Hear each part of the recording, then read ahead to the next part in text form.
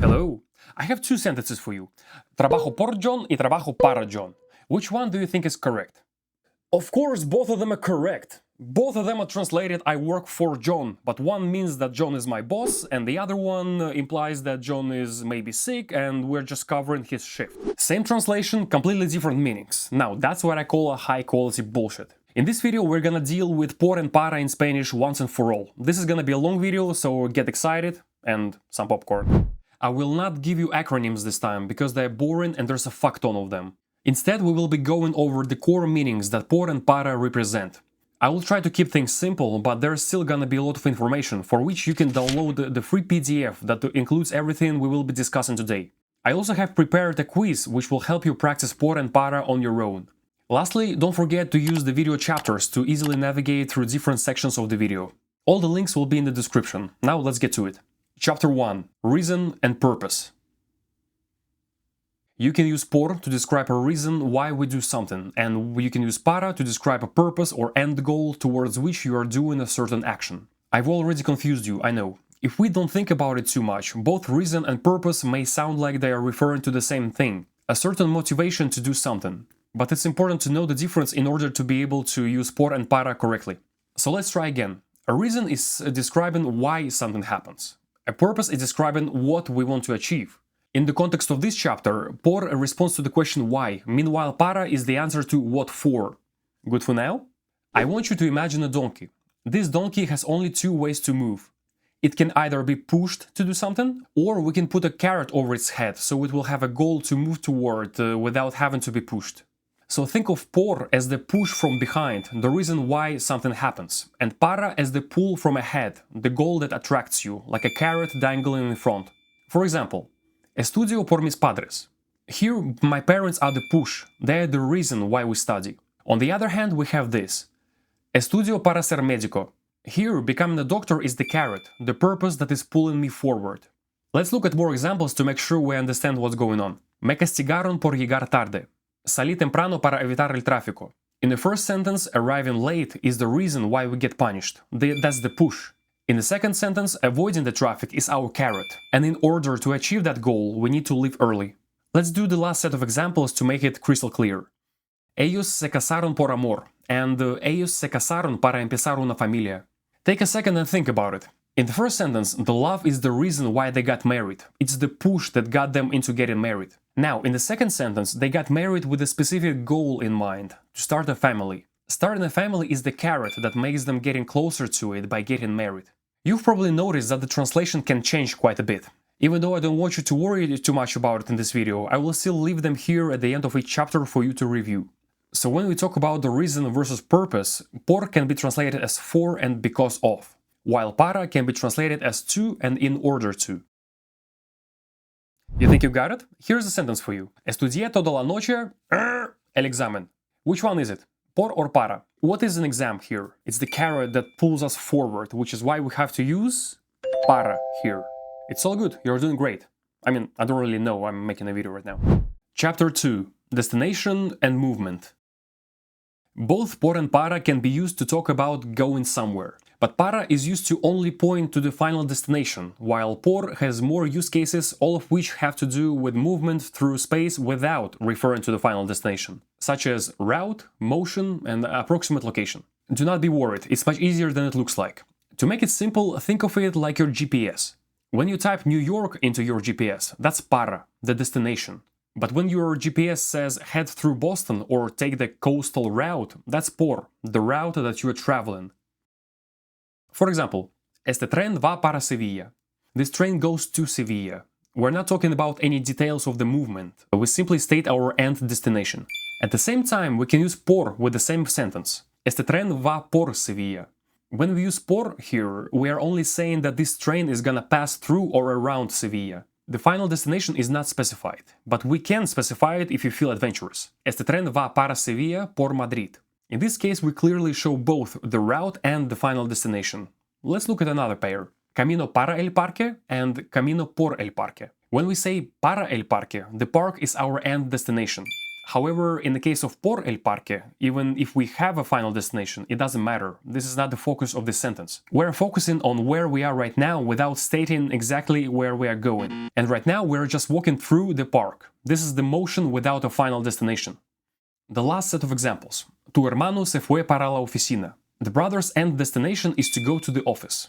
He may be going through the park. Maybe he's gonna pick up his friends along the way. It doesn't matter. His only goal or destination is to get to the office. Compare it to this. La tienda está por la oficina. Here we are talking about the location of the store. This is not a final destination, just a general information. Make sure you use estar and not ser here, as we are talking about the location of a building. You can watch my entire series on how ser and estar work in Spanish right here if you need a refresher. As you can see, in the context of a final destination, para can be translated as to or for, and por can be translated as by, on, through, and around. Which one it actually is will depend on the context. As a side note, when we talk about a final destination, the preposition para is used exactly the way the preposition a is used. So you can say both voy para Madrid and voy a Madrid. Test time. Riddle me this. Caminamos Madrid hace 2 días.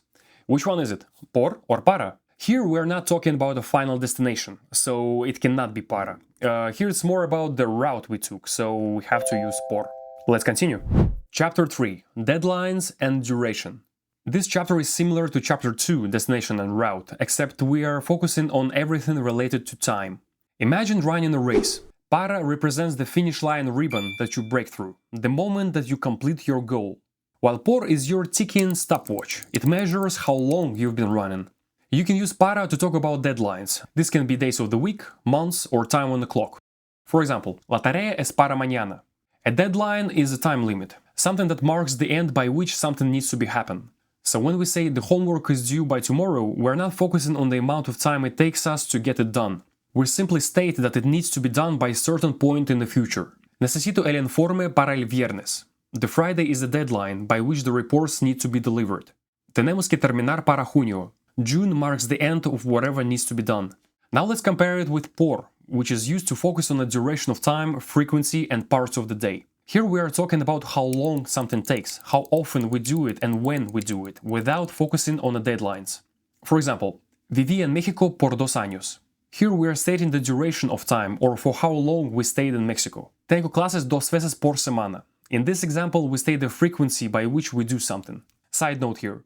When you see the preposition per, like twice per week, you can use por without even thinking. The words percent and percentage in Spanish are por ciento and porcentaje. It doesn't matter if it's used with time or not. The third example is estamos libres por las tardes. Here we're specifying the time or part of the day when we are free. Lastly, I want you to look at these 2 examples and think about how they work. Estudiamos por 3 horas and el examen es para las 3 de la tarde. Por 3 horas means that we spend 3 hours doing something. That's duration. Para las 3 means something must happen at 3 o'clock. This is a deadline. We use the same number 3 in both sentences, but we are conveying completely different meanings. I hope it makes sense. When it comes to translations for deadlines and duration, para can be translated as for, by, on. And por can be translated as for, per, in. Translations are bullshit though, so just follow your heart and the logic. Knock knock, another test. Viajamos 8 horas. Which one is it? Por or para? Here we're not talking about any deadlines, simply a duration with which we traveled. So we traveled for 8 hours. We're not talking about destinations or by which time we need to get there or anything. Just a simple details about our duration of our travels. When it comes to duration, we always use por. That's it. Nice work. Chapter 4. Recipient and substitution or exchange. Here's how I like to picture it. Para is like wrapping a gift with someone's name on it. They receive it. While por is like trading Pokémon cards. You give something to get something in return. This one is probably the hardest one, but we'll start simple. You can use para to show that a person is receiving something, which makes this person a recipient or whatever that may be. For example, este regalo es para Marco. This gift is for Marco. Marco receives the gift, which makes him a recipient. Compré flores para mi novia. The girlfriend is the recipient of the flowers, so when we use para, we do something for someone. Now, we can use por to show an exchange or a substitution for something. The easiest examples to show are anything that has to do with money. For example, te doy 5 euros por el libro. Vendí mi coche por 1000 euros. In both examples, we're exchanging something to get something. The money exchange are the easiest to understand. However, we can also use por to talk about an exchange or a substitution of services. It's time to open a can of shitty worms. For example, ¿Puedes trabajar por mí mañana? Here we're talking about covering for someone at work, which means we're going to be working on behalf of or instead of someone. Think of it like a substitution in football. You're taking someone's place on the field. Confused? You should be. Now let's fix that. Let's go back to the example from the beginning of the video. Trabajo para John and trabajo por John. Both of these sentences can be translated as I work for John, because of course they are. Again, do not focus on translations, just listen to my voice. When we say trabajo para John, it means that John is my boss, which implies that he is a recipient of my services. I work for John. Johnny, you are my everything. But in case of trabajo por John, there are some multiple things we can be trying to say. Number one, we're talking about either working instead of John or on John's behalf. Maybe John is sick and asks you to cover for him. In this case, you can also say I work on behalf of John, which represents a substitution. Number two, it can also mean that John is the inspiration of why you do the work in general. In this case, this is similar to the reason or a push that the donkey receives from chapter 1. In this case, you can also say, I work because of John. The translation will depend on the context. Regardless of which one you choose, you are trying to represent an exchange or a substitution. Let's look at another pair. Hice este cuadro para María and hice este cuadro por María. Again, both of these sentences can be translated as I made this painting for Maria. This is the biggest problem.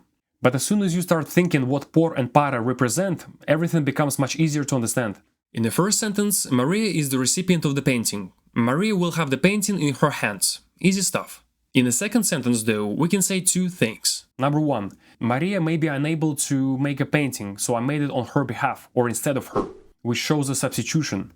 Whether she receives the painting in the end or not is irrelevant in this context. Number two, Maria can be a reason or an inspiration for why we made this painting, which means we did it because of her.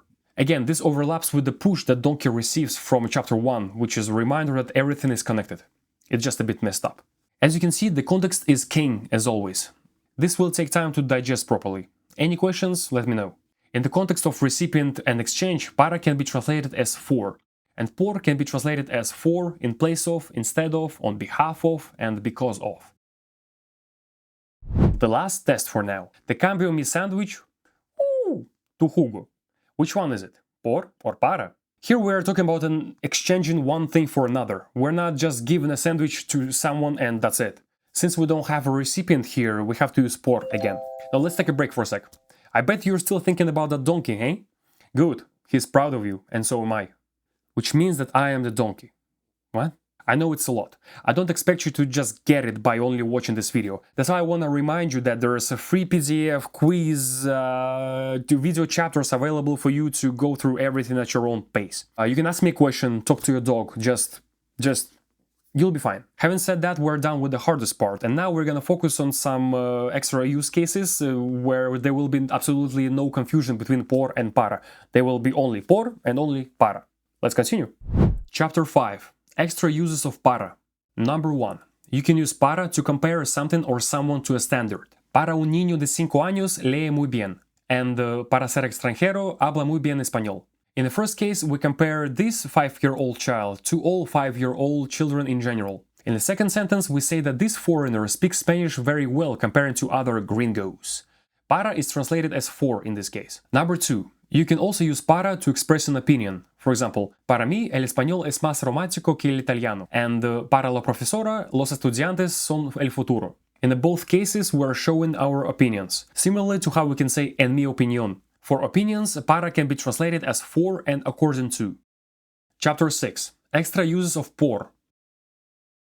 Number 1. Use por when you get emotional. I mean, when you talk about emotions. It can be you feeling emotional for some reason or expressing emotions towards someone. So if you're feeling something, use por. For example, me preocupo por mi familia. Estoy triste por la noticia. Tengo tanto amor por ti. In this case, por can be translated as for, towards, about, and because of. Number 2. Use por to say per. I've briefly mentioned this in chapter 3, so I'll give you more context now. When por means per, it expresses how many units of one thing correspond to another. It's used for rates, measurements, frequency, prices per unit, and distribution. Now let's look at some examples. El coche va a 100 km por hora. Gano $20 por hora. Marcos come pizza 2 veces por mes. Hay una cama por habitación. Nothing crazy really. For once, it's just a direct translation from English in this case. Feels good, right? Number 3. Use por to specify a mode of communication or transportation. In other words, when you talk on the phone or you go somewhere by train, use por. Hablamos por teléfono anoche. Viajamos por tren a Italia. When it comes to transportation, it's kind of the same thing as talking about movement from chapter 2. As a reminder, we use por to talk about movement without referring to the specific destination. So when we say we travel by train to Italy, we are given details about our movement, in this case our mode of transportation. In this section, por can be translated as by, on, and sometimes through. Number 4. Use por to form passive voice. Relax, it's not that scary. Let's look at these two sentences. Shakira sang this song, and this song was sung by Shakira. The first sentence represents an active voice. It means that we have a subject, Shakira, who performs an action, singing, towards the object, a song. The second sentence represents a passive voice. This is when the object becomes the subject of the sentence, which means that the object is receiving an action by the subject. And in order to express by whom the action is being performed, we use por. Now let's translate these sentences. Shakira cantó esta canción. That's an active voice, and esta canción fue cantada por Shakira. This is a passive voice, where por is acting as a passive voice preposition that shows by whom the song was sung. This video is not about passive voice, obviously, but if you need more information about how passive voice works in Spanish, I have 2 videos just for you. Chapter 7. Fixed phrases. Both por and para are also a part of many, and I mean many, fixed expressions that you will have to memorize as you go through life. You can see some of them on the screen right now. For a bigger list that has many more examples like this, check the links in the video description and the PDF. Going over all of them right now would be unnecessary. The best way to learn them is by actually encountering them in real life, so it's up to us really to take responsibility to learn them by immersing ourselves into the beauty that is the Spanish language. Here's me being lazy at the end of the video. Okay, that's enough. I know it was a lot of information, but I want you to have one big video for easy reference in the future. Time to do a recap. You can use para to talk about purpose, recipients, destinations, deadlines, opinions, and standards. And you can use por to talk about duration, reasons, emotions, motion, exchanges, modes of communication and transportation, substitutions, and a passive voice. This is a lot, and it's boring as hell when put like this. That's why, lucky for us, here we can make everything slightly easier by creating groups of similar concepts rather than losing our brains over individual pieces. Let me try to reshape the picture for you. In chapter 1, we combined purpose and reason. When we talk about reason, we are trying to answer the question why, represented by the donkey being pushed to do something. While purpose responds to the question what for, this is represented with the same donkey having a carrot over its head. Chapter 2 was all about movement, that is destination and motion. Destination focuses on the end of your journey, while motion focuses on the route and the journey itself. Chapter 3 had a similar idea, but with time. That was deadlines and duration. Similar to destination, a deadline is the end of time by which something needs to happen, while duration is expressing how long something takes, without focusing on the deadline. Chapter 4 helped us group the concepts of recipient and exchange or substitution. Recipient is someone who receives something or some service. Substitution is all about doing something on behalf of someone for whatever reason there may be. An exchange is a similar concept as a substitution, meaning that we substitute or exchange a service for something in return. But in case of exchange, it's mostly about money. That leaves us with some extra leftovers, such as Chapter 5, that covered how para can be used to talk about their opinions and standards. And Chapter 6 described how por is used for emotions, modes of communication and transportation, and passive voice. And you can also use it to say per. Now let's make it interactive. I will give you 7 situations where I want you to tell me whether you would use por or para. Do not translate the whole sentence, just tell me what you feel. Someone receives a gift. You traveled for 3 hours. Your homework is due Friday. You're walking through the park. You're worried about your teddy bear. Your opinion of teddy bears changed over the years. You're traveling to North Pole to return your teddy bear to Santa because you're a grown-ass man now. If you got all 7, you're a legend. If not, pick a specific chapter and watch it again. That's it for today. If this video doesn't fix all your problems, it should fix the most. You now know the difference between a push and a carrot, between a destination and a route, between a finish line and a stopwatch. Next time you see por and para, don't panic. Just ask yourself, am I talking about the goal or reason, the route or a destination? That's what it means to think in Spanish. Now go and get that PDF, take a quiz, and show por and para who's the boss. All the links are in the description as always. Thank you for watching, let me know if you have any questions, and like and subscribe if you're not cabron. Bye!